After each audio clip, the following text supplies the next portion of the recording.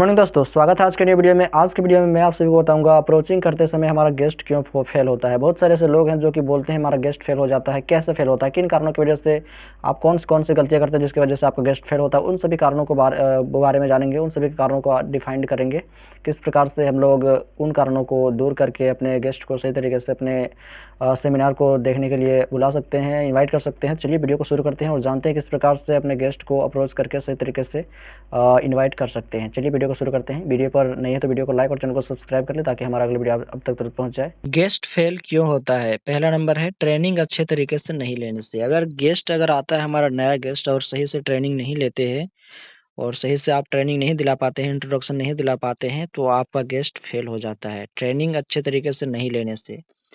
ये भी हो सकता है कि आप भी ट्रेनिंग अच्छे से नहीं लेंगे तो आपका अप्रोचिंग सही नहीं रहेगा, आप सही से बात नहीं कर पाएंगे, आपका जुबान नहीं चल पाएगा उतना। तो ट्रेनिंग अच्छे से नहीं लेंगे तो आपका गेस्ट फेल हो सकता है अप्रोचिंग करते समय। दूसरा पॉइंट है कि अप्रोचिंग सही से नहीं करने से। अप्रोचिंग करने का जो फंडा है, फॉर्म सी है, और जो आत्मविश्वास है, नज़रिया है, ये सभी आपको ध्यान में रखना चाहिए। किस प्रकार से हम लोगों को इनवाइट कर रहे हैं, दे रहे हैं या फिर ले रहे हैं। तो अप्रोचिंग करने का सही तरीका नहीं रहने से भी आपका गेस्ट फेल हो जाता है, अप्रोचिंग सही से नहीं करने से। तीसरा पॉइंट है मीटिंग अच्छा तरीके से नहीं लेने से। अगर कोई बंदा बता रहा है, कोई सीनियर जो सक्सेस है ग्लेज़ कंपनी में या फिर कोई भी डायरेक्ट सेलिंग कंपनी में, हम ग्लेज़ की ही नहीं बात करने वाले हैं, कोई भी डायरेक्ट सेलिंग कंपनी हो, वहाँ पर मीटिंग्स चलता है सभी सीनियर्स का जो सक्सेस है जिस कंपनी में।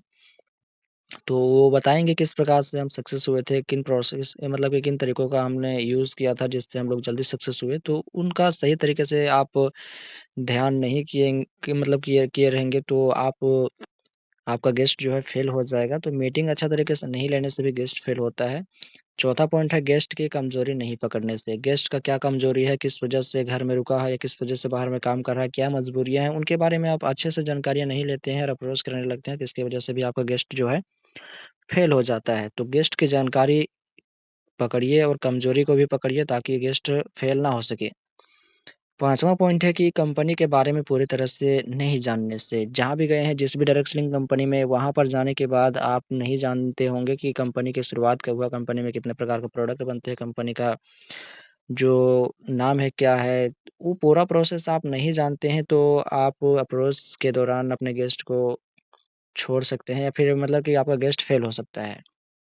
तो कंपनी के बारे में भी पूरे तरीके से जानकारियाँ ले लेनी चाहिए ताकि आपको भरोसा हो, खुद के ऊपर विश्वास हो, ताकि आपका अप्रोच सही तरीके से हो सके। कंपनी के बारे में पूरी तरह से जानकारी नहीं लेने से भी आपका गेस्ट फेल होता है। छठा पॉइंट है कि अपने ऊपर विश्वास नहीं होने से।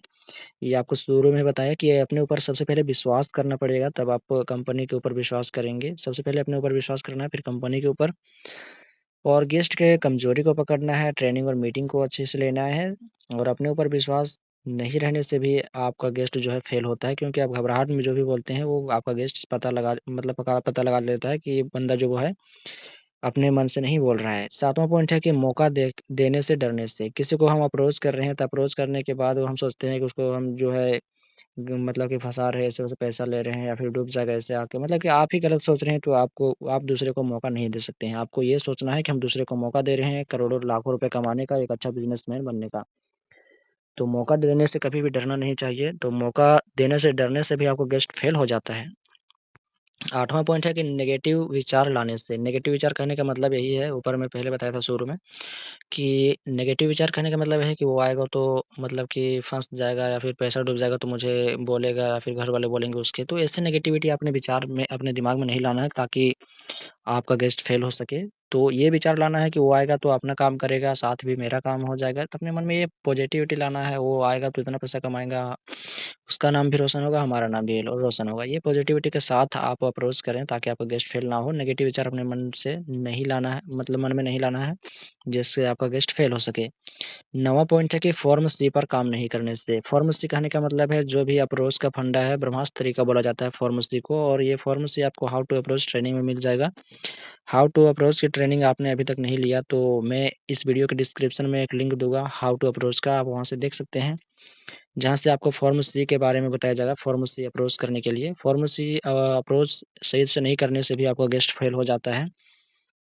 10वां पॉइंट है कि अप्रोचिंग के समय अपलाइन का बात ना मानने से। अप्रोचिंग अगर कर रहे हैं तो अकेले में कभी मत करिए। अप्रोचिंग कर रहे हैं तो आपके अपलाइन के साथ करें, क्योंकि जितना जानकारी आपको है उससे कई गुना जानकारी आपके अपलाइन को है। तो गलत रास्ते पर गलत शब्द बोलने से पहले आपका अपलाइन रोकेगा, आपको बोलेगा, तो आपको बात सुनना होगा।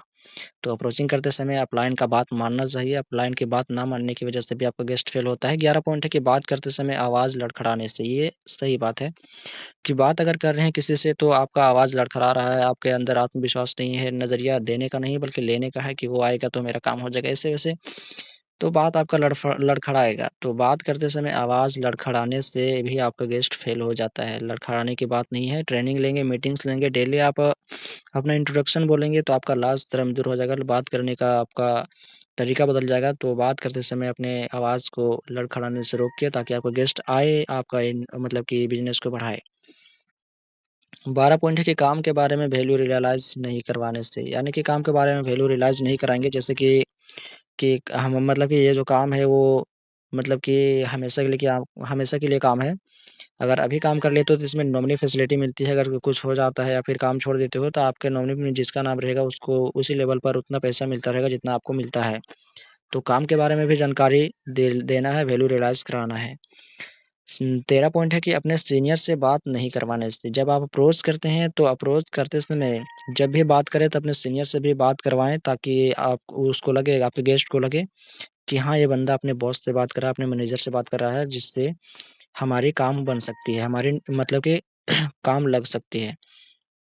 तो अपने सीनियर से बात नहीं कराएँगे फिर भी आपका गेस्ट फेल हो सकता है, लेकिन कभी-कभी ऐसा होता है कि फेल नहीं होता है, लेकिन हालाँकि सभी समय आपको अपने सीनियर से बात करवाना है अपने गेस्ट को, ताकि फेल ना हो सके।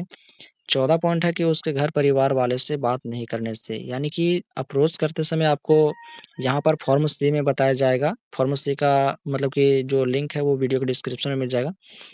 फॉर्म सी में आपको बताया जाएगा कि ऑक्यूपेशन, व्यापार, या फिर जो फॉर्म सी है फैमिली के बारे में पूछना चाहिए कि क्या है फैमिली का बैकग्राउंड, किस प्रकार से है, तो इनके बारे में मतलब कि फॉर्म सी में आपको पूरा बताया जाएगा किस क्या करना चाहिए। 15 पॉइंट है कि पैसों के बारे में सही तरीके से नहीं बताने से। अगर पैसे के बारे में नहीं बताएँगे कि पैसा कितना लगता है, नहीं लगता है, अगर आप उसको बुला लेते हैं या फिर आपका गेस्ट आ जाता है, तो आप मतलब कि उसका इंटरव्यू भी नहीं करवा सकते, आपका उसका जॉइनिंग भी नहीं करवा सकते। तो पैसा के बारे में सही तरीके से नहीं बताने से भी आपका गेस्ट फेल हो जाता है। तो सही तरीके से बताएँ पैसा कितना लगता है, क्या लगता है। 16 पॉइंट है कि अपर हेडसेट नहीं लगाने से। अपर हेडसेट कहने का मतलब है कि ये नहीं कि मतलब कि वो आएगा और उसका काम तुरंत लग जाएगा। तुरंत ये नहीं बताना है कि आपका काम मतलब पैसा लगाओ काम लग जाएगा। ऐसा नहीं है, ऐसा भी बोलना है कि हमारे जो मैनेजर है, हमारे जो मतलब कि बॉस है, वो का चाहेंगे तभी आपका काम न लग सकता है, नहीं तो नहीं लग सकता है। तो ऐसा करके अपने सीनियर्स के बारे में थोड़ा-सा पर हेडसेट लगाना चाहिए, ताकि वो उसके मन में लगे कि हाँ, ये लोग जो है सही तरीके से काम कर रहे हैं।